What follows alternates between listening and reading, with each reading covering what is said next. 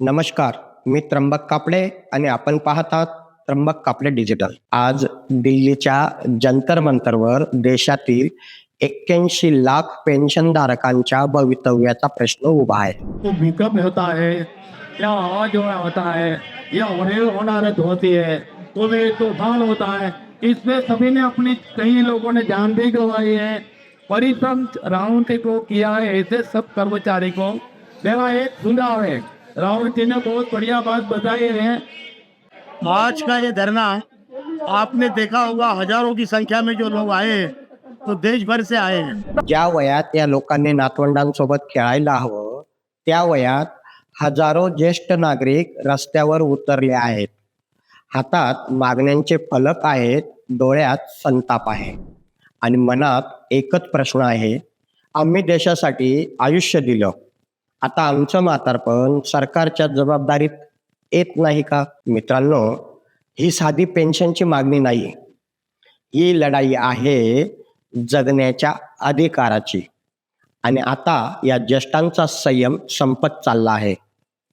चला आता झापड बांधलेल्या आणि गेंड्याची कातडी पांघरलेल्या सरकारचे डोळे उघडेल अशी आकडेवारी आधी आपण पाहू, मग आंदोलनावर आपण बोलूच.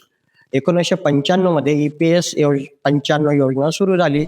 कर्मचाऱ्यांच्या योगदानातून पेन्शनची व्यवस्था उभी राहिली. आज जवळपास 81 लाख पेन्शनधारक या योजनेवर अवलंबून आहेत. आता सरकारने ठरवलेली किमान पेन्शन किती? तर फक्त 1,000 रुपये. ही किमान पेन्शन 1 सप्टेंबर 2014 रोजी निश्चित करण्यात आली होती. आज 2026 आहे, म्हणजे 12 वर्ष पूर्ण झाली, पण पेन्शन आजही 1,000 रुपये. महागाई वाढली, औषधांचे दर वाढले, वीज बिल वाढलं, अन्नधान्य महागलं, गॅस महागला, पण ज्येष्ठांची पेन्शन मात्र तेवढीच आहे.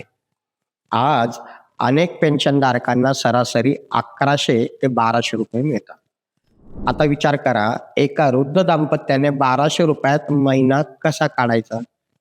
औषधं घ्यायची, अन्नधान्य घ्यायचं, वीज बिल भरायचं की घर खर्च करायचा?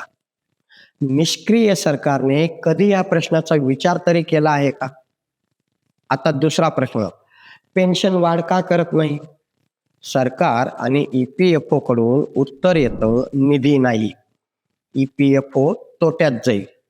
मग प्रश्न असा आहे, ज्या कर्मचाऱ्यांनी आपल्या आयुष्याची 30-35 वर्ष दिली, ज्यांच्या योगदानातून ही व्यवस्था उभी राहिली, त्यांच्यासाठीच पैसा कमी का पडतो?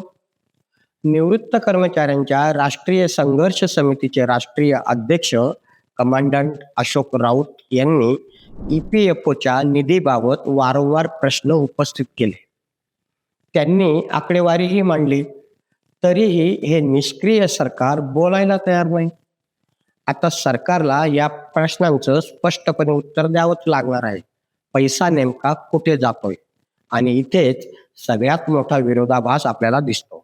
एका बाजूला 81 लाख ज्येष्ठ नागरिक, त्यांना 1000-2000 रुपयांची पेन्शन, आणि दुसऱ्या बाजूला आमदार, खासदार आणि इतर लोकप्रतिनिधी यांच्या वेतनावर आणि भत्त्यांवर, त्यांच्या सुविधांवर, त्यांच्या पेन्शनवर सरकार वर्षाला कोट्यवधी रुपये खर्च करतं. त्याबद्दल कोणीच प्रश्न विचारत नाही. गरज नसतानाही लोकप्रतिनिधींना मिळणाऱ्या सुविधांवर चर्चा का होत नाही? देशाच्या तिजोरीवर भार आहे असं सरकार वारंवार सांगतं, मग तर आधी अनावश्यक खर्च का कमी करत नाही? अनावश्यक भत्ते का कमी करत नाही? अनावश्यक सुविधा का कमी करत नाही? त्यांच्यासाठी सरकार कामगारांनी स्वतःच्या आयुष्यात जमा केलेल्या पैशांचा हक्क का कापतात? हा प्रश्न जंतर मंतरवर आता विचारला जातोय. म्हणूनच आज सुरू झालेलं आंदोलन एक महत्वाचं पाऊल ठरणार आहे. आता देशातील ज्येष्ठ नागरिकांनी आंदोलन अधिक तीव्र करण्याचा निर्धारही केला आहे. आमरण उपोषणासारखी तीव्र आंदोलनाची पावलं उचलण्याचा त्यांचा निर्धार आहे. देशभरातील EPFO कार्यालयावर घेराव आंदोलन देखील केलं जाणार आहे. कुटुंबांसह रस्त्यावर उतरण्यासाठी हे म्हातारे आता सज्ज झाले आहेत. म्हणजे काय, तर ही आग आता फक्त दिल्लीपुरती राहिलेली नाही. महाराष्ट्र असो, पश्चिम महाराष्ट्र असो, उत्तर महाराष्ट्र असो, उत्तर भारत असो की दक्षिण भारत असो, देशाच्या विविध राज्यातील पेन्शनधारक आता एकत्र येऊ लागले आहेत. आणि सरकारने एक गोष्ट लक्षात ठेवावी, 81 लाख पेन्शनधारक एकटे नाहीत. त्यांच्या कुटुंबात मुलं आहेत, नातवंड आहेत, नातेवाईक आहेत. म्हणजे हा प्रश्न कोट्यवधी लोकांशी जोडलेला आहे आणि हे लोक मतदारही आहेत. म्हणून हा फक्त आर्थिक प्रश्न नाही, हा सामाजिक प्रश्न आहे, हा राजकीय प्रश्न आहे आणि सगळ्यात महत्त्वाचं हा ज्येष्ठांच्या स्वाभिमानाचा प्रश्न आहे. सरकारने या ज्येष्ठांचा आवाज ऐकला नाही तर आगामी निवडणुकांमध्ये याची किंमत तर त्यांना मोजावीच लागू शकते. कारण ज्यांनी देश उभारला ते आता स्वतःच्या हक्कासाठी लढत आहेत. आणि मित्रांनो, ही लढाई फक्त 81 लाख ज्येष्ठांची नाही. उद्या आपलीही निवृत्ती होणार आहे. उद्या आपल्यालाही पेन्शनची गरज भासणार आहे.